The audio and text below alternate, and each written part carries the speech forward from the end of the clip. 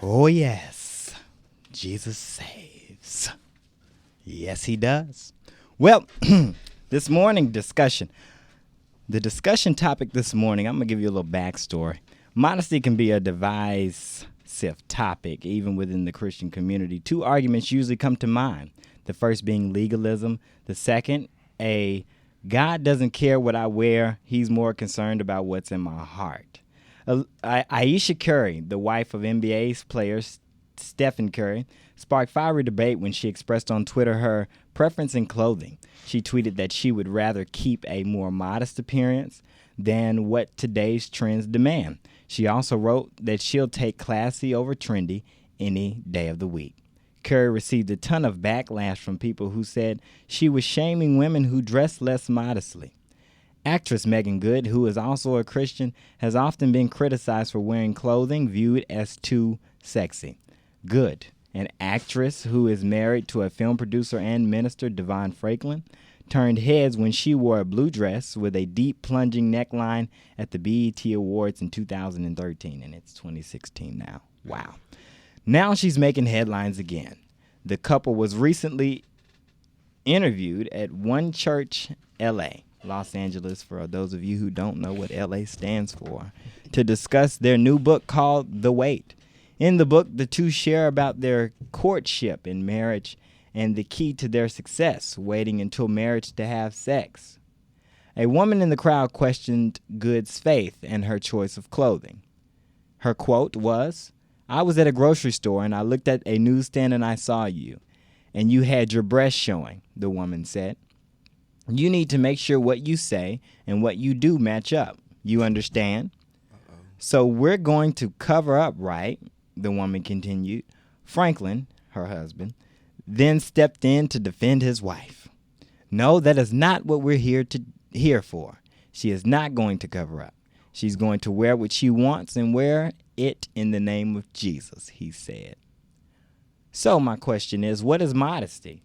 And does showing cleavage or wearing tight clothing make a woman less of a Christian? And how much skin can a woman show before it's a sin? Wow, that's deep right there. Who wants to start first? Well, we want to go right to left today.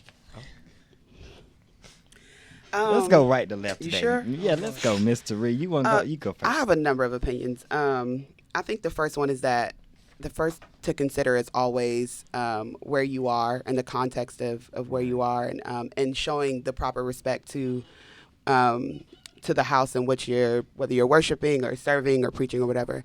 I do believe in making sure that you do respect the standard that has been set for wherever you're going. But I think that this sort of speaks to a deeper issue. I think there is an issue with shaming in the church and women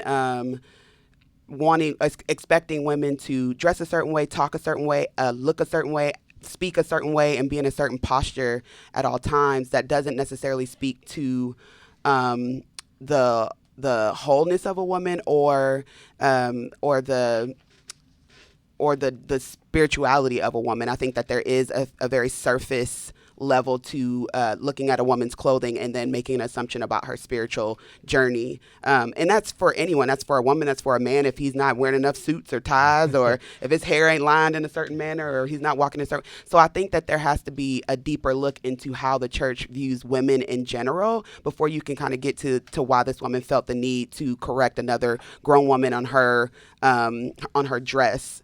And so, yeah, so I think I do have, it's sort of, I'm living in there's a duality to it. There's a, yes, respect that house, but also, Right. respect others as well.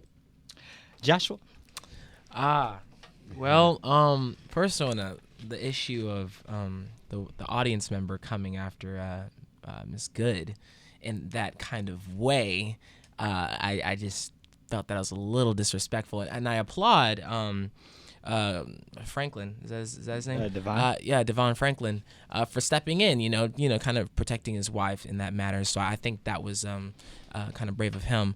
But I don't know. I agree with what you were talking about. But I mean, it kind of goes a little two ways. I know that she also has an image of an actress to kind of behold. She's in movies and different stuff like that. So she accepts roles, and this is more of the acting business. So I kind of understand that. But I do understand that, she is a first lady, and, and I understand her, you need to look a certain way. But is tradition, I don't know, like, does that overrule what spirituality, and everything like that? Like, is tradition that kind of important? Because really, when we go on Sundays, first Sundays or whatnot, everybody kind of dresses up, but that necessarily wasn't in the Bible, as in saying every Sunday or every something like that you dress up. It was more of a, kind of a tradition, especially in the Black community, to, wear your best on the first Sunday, and then, still look pretty good on the others. So, yeah. And what about you, Robin?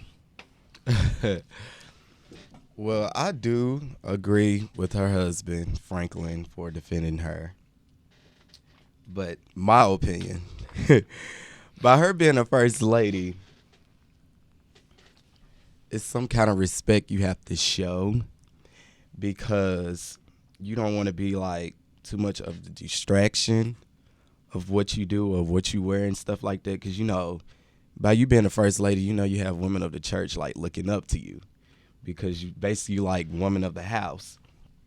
So I feel like it's some morals to it. You have to set up a standard for it. And I just lost my train of thought.